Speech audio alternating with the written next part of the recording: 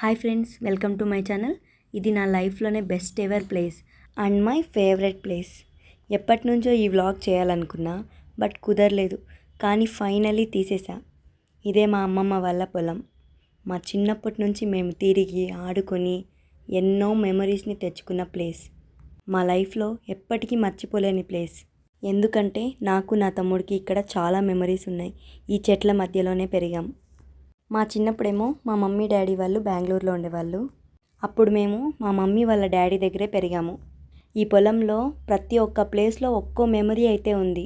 ఈ బండెక్కి పైనుంచి కిందకి జారుకుంటూ వెళ్ళి ఆడుకునే వాళ్ళం నేను నా తమ్ముడు.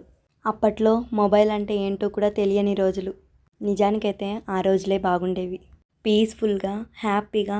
ఇప్పుడైతే అందరూ ఎవరి పనుల్లో వాళ్ళు బిజీ అయిపోయారు.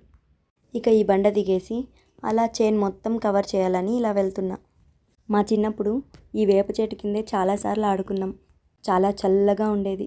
ఇక ఫైనలీ ఇక్కడ 2 టెంకాయ చెట్లు కనపడుతున్నాయి. వాటికైతే పెద్ద మిస్టరీయే ఉంది.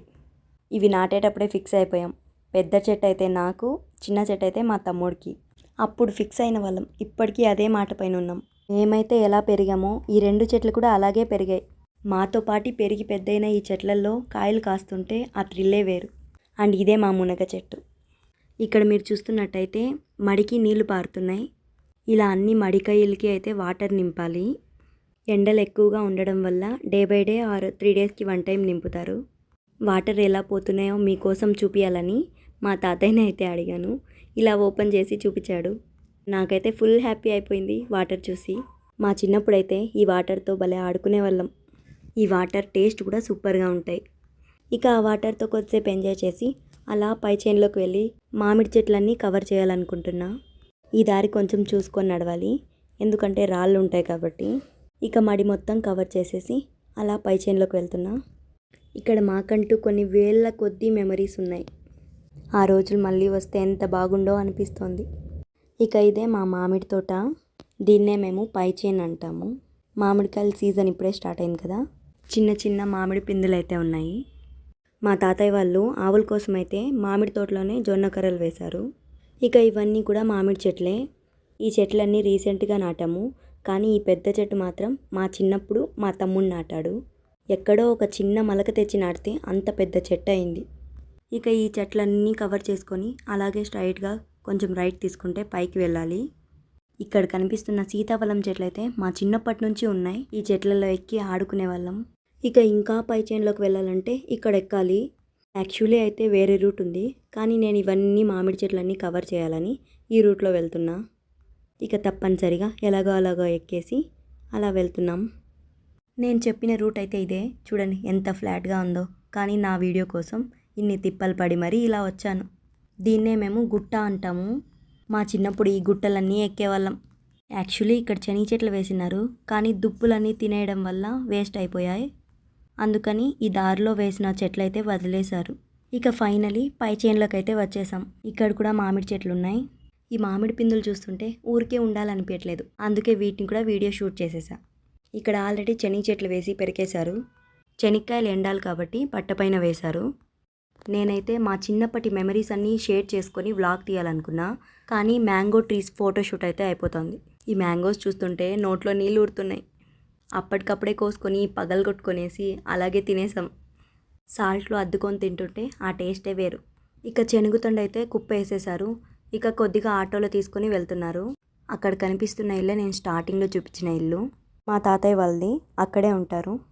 వాటర్ అయితే ఇలా పైపుల ద్వారా సప్లై అవుతాయి. కింద చైన్లో ఉంచి పై చైన్కి వెళ్తాయి అవి.